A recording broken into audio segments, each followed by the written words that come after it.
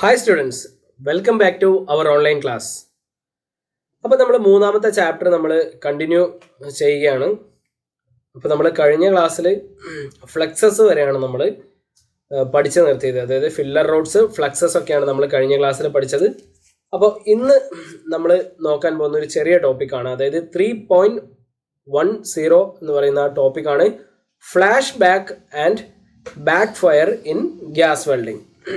നമ്മൾ gas welding ചെയ്യുമ്പോൾ നമ്മൾ ശ്രദ്ധിക്കേണ്ട, സേഫ്റ്റി ആയിട്ട് റിലേറ്റഡ് ആയിട്ടുള്ള അറിഞ്ഞിരിക്കേണ്ട രണ്ട് കാര്യങ്ങളെക്കുറിച്ചാണ് നമ്മൾ ഇന്നിവിടെ പഠിക്കുന്നത്. ഓക്കെ, ഈ ബാക്ക് ഫയർ, ഫ്ലാഷ് ബാക്ക് എന്ന് പറയുന്ന രണ്ട് പ്രോസസ്സുകൾ നമ്മൾ വെൽഡ് ചെയ്യുമ്പോൾ ഉണ്ടാവാൻ സാധ്യതയുണ്ട്, ഗ്യാസ് വെൽഡിങ് ചെയ്യുമ്പോൾ. അപ്പോൾ അവ നമുക്ക് ഒഴിവാക്കേണ്ടത് അത്യന്താപേക്ഷിതമാണ്. നമ്മുടെ സേഫ്റ്റിക്കും എല്ലാത്തിനും വേണ്ടിയിട്ട് നമ്മളത് ഒഴിവാക്കേണ്ടതാണ്. അപ്പോൾ അത് നമ്മൾ എന്താണെന്ന് പഠിച്ചിരിക്കണം. ഓക്കെ, അപ്പോൾ നമുക്കത് നോക്കാം. 3.10 flash back and back fire in gas welding. Okay, അതിൽ ആദ്യത്തെ ബാക്ക് ഫയർ ആണ് നമ്മൾ പഠിക്കുന്നത്. At certain times during flame lighting of gas welding, a small explosion of the flame occurs at the tip of the torch. Okay, നമ്മൾ gas welding ചെയ്യാൻ വേണ്ടിയിട്ട് നമ്മുടെ blow pipe, അതായത് നമ്മുടെ ഗ്യാസ് വെൽഡിങ് ചെയ്യുന്ന വെൽഡിങ് ടോർച്ച് ഉണ്ടല്ലോ, ആ welding torch എടുത്തിട്ട് നമ്മൾ അതിൽ ലൈറ്റിംഗ് കൊടുക്കും. അതായത് നമ്മളതിൽ സ്പാർക്ക് കൊടുത്ത് നമ്മളത് കത്തിക്കണമല്ലോ, ആ ലൈറ്റിംഗ് കത്തണം, എന്നാലേ നമുക്ക് വെൽഡ് ചെയ്യാൻ സാധിക്കുള്ളൂ. ആ ലൈറ്റിംഗ് കൊടുക്കുന്ന സമയത്ത് A small explosion of the flame occurs at the tip of the torch. ഒരു ചെറിയൊരു എക്സ്പ്ലോഷൻ, ഓക്കെ, ചെറിയൊരു എക്സ്പ്ലോഷൻ ഈ ടിപ്പ് ഓഫ് ദ ടോർച്ച്, അതായത് ടോർച്ചിൻ്റെ, ഈ വെൽഡിംഗ് ടോർച്ചിൻ്റെ ടിപ്പിൽ ഒരു ചെറിയ എക്സ്പ്ലോഷൻ ക്രിയേറ്റ് ആവും. Okay, the flame may go of. അത് നമ്മൾ ആ ഫ്ലെയിം നമുക്ക് പിടിച്ച് കിട്ടിയിട്ടുണ്ടെങ്കിലും ആ ഫ്ലെയിം ഓഫ് ആവും. ഓക്കെ, ഈ ചെറിയ എക്സ്പ്ലോഷനെയാണ് ബാക്ക് ഫയർ എന്ന് പറയുന്നത്. ഓക്കെ, നമ്മൾ വെൽഡിംഗ് ടോർച്ച്, ഇപ്പോൾ നമ്മൾ ബ്ലോ പൈപ്പ് വെൽഡിംഗ് ടോർച്ച് ഇത് ഉപയോഗിച്ച ഗ്യാസ് വെൽഡിങ് നിങ്ങൾ മോസ്റ്റ് ആയിട്ട് നമ്മളെല്ലായിടത്തും കണ്ടിട്ടുണ്ടാവും ഗ്യാസ് വെൽഡിങ് എങ്ങനെ ചെയ്യുന്നതെന്നല്ലേ. അപ്പോൾ എല്ലാവരും നിങ്ങൾ ഗ്യാസ് വെൽഡിങ് ചെയ്യുന്നവർ കണ്ടിട്ടുണ്ടാവും. ഒരു സാധാരണ എല്ലാവരും സ്പാർക്ക് ലൈറ്റർ എന്ന് പറയുന്ന ഒരു സാധനം വെച്ചിട്ടാണ് ഇത് നമ്മൾ ഇഗ്നൈറ്റ് ചെയ്യേണ്ടത്. ഓക്കെ, പക്ഷേ നമ്മുടെ നോർമലായിട്ട് എല്ലാവരും നമ്മുടെ എന്താ പറയുക, ഒന്നെങ്കിൽ തീപ്പെട്ടിയോ അല്ലെങ്കിൽ നമ്മുടെ മറ്റേ സിഗരറ്റ് ലാമ്പൊക്കെ ഉപയോഗിച്ചിട്ടാണ് ഇത് ചെയ്യുക.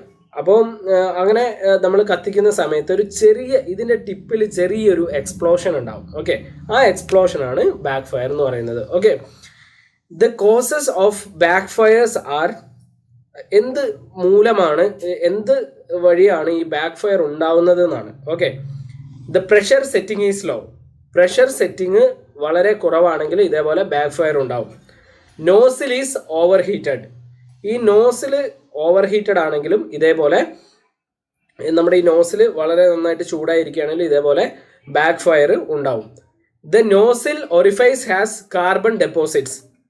ഈ നോസിൽ ഒറിഫൈസ്, അത് നോസിലിൻ്റെ അറ്റത്ത് പറയുന്നതാണ് നോസിൽ ഒറിഫൈസ് എന്ന് പറയുന്നത്. ഈ നോസിലിൽ കാർബൺ ഡെപ്പോസിറ്റ്സ് ഉണ്ടെങ്കിൽ, അതായത് അപ്പം മുൻപ് വെല്ല് ചെയ്തതിൻ്റെയോ അതിൻ്റെയൊക്കെ ബാക്കി അവശിഷ്ടങ്ങളോ കാർബൺ ഡെപ്പോസിഷനൊക്കെ ഉണ്ടെങ്കിൽ ഇതേപോലെ ബാക്ക് ഫയർ ഉണ്ടാവും. Okay, next, the nozzle touches the molten pool. ഈ മോൾട്ടൺ പൂളിൽ ടച്ച് ചെയ്ത് കഴിഞ്ഞാൽ, നമ്മളിപ്പോൾ വെൽഡ് ചെയ്തുകൊണ്ടിരിക്കുന്ന സമയത്ത് ആ മോൾട്ടൺ ആയിട്ടുണ്ടാവുമല്ലോ, മോൾട്ടൺ മെറ്റൽ, ഇതിൽ ടച്ച് ചെയ്ത് കഴിഞ്ഞാലും ഇതേപോലെ ബാക്ക് ഫയർ ഉണ്ടാവാൻ വഴിയുണ്ട്. Okay, leakage of gases near the nozzles.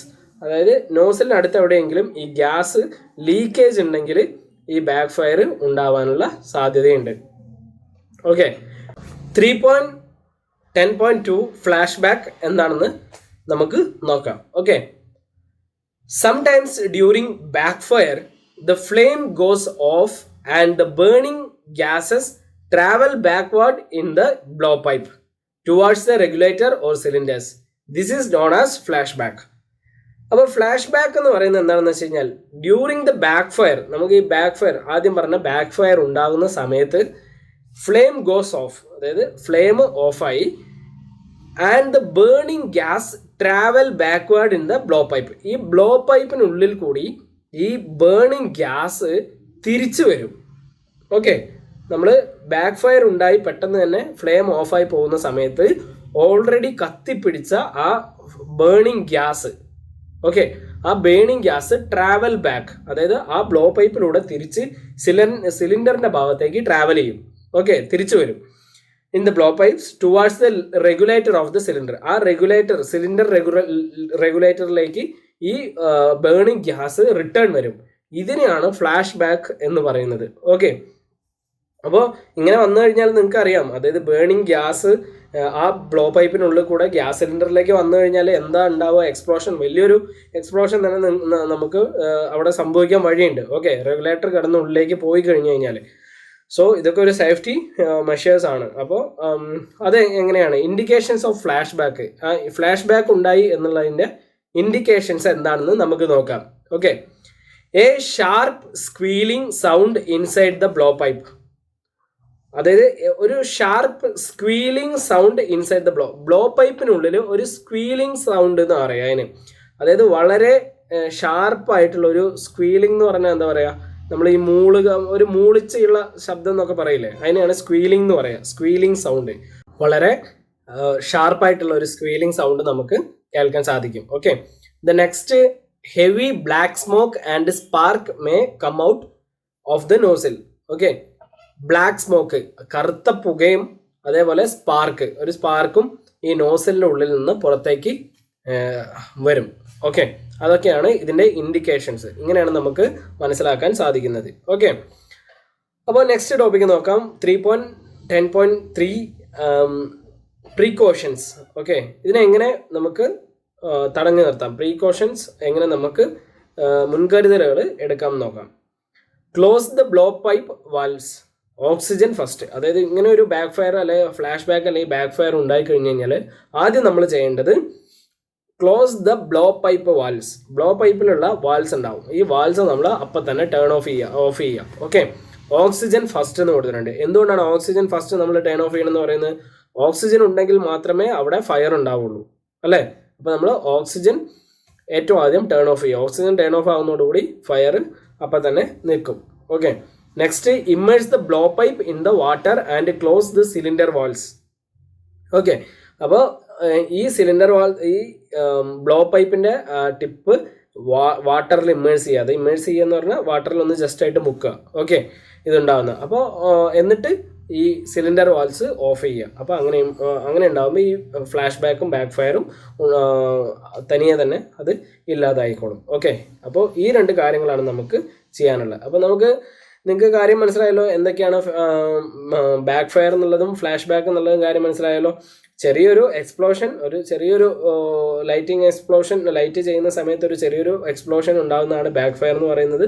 അതേപോലെ ഈ ബാക്ക് ഫയർ ഉണ്ടാകുന്ന സമയത്ത് ബാക്ക് ഫയർ ഉണ്ടായി കഴിഞ്ഞതിന് ശേഷം ഈ ബേണിംഗ് ഗ്യാസ് ബ്ലോ പൈപ്പിനുള്ളിലൂടെ തിരിച്ച് സിലിണ്ടറിൻ്റെ സൈഡിലേക്ക് ബാക്കിലോട്ട് പാസ് ചെയ്യുന്നതിനാണ് എന്ത് പറയുന്നത്, ഫ്ലാഷ് ബാക്ക് എന്ന് പറയുന്നത്. ഓക്കെ, അതിൻ്റെ അപ്പോൾ കാരണങ്ങളും പ്രീകോഷൻസും ഒക്കെ നമ്മൾ ഇപ്പോൾ പഠിച്ചു. ഓക്കെ, സോ അപ്പോൾ ഈ വീഡിയോ ക്ലാസ് ഈ ടോപ്പിക്കോട് കൂടി ഈ ക്ലാസ് അവസാനിപ്പിക്കുകയാണ്. അടുത്ത ക്ലാസ്സിൽ നമുക്ക് 3ാമത്തെ ചാപ്റ്റർ വീണ്ടും കണ്ടിന്യൂ ചെയ്യാം. അപ്പോൾ അസൈൻമെൻ്റ് ഒക്കെ എഴുതി സബ്മിറ്റ് ചെയ്യുക. അടുത്ത വീഡിയോ ക്ലാസ്സിൽ കാണുന്നത് വരെ ബൈ.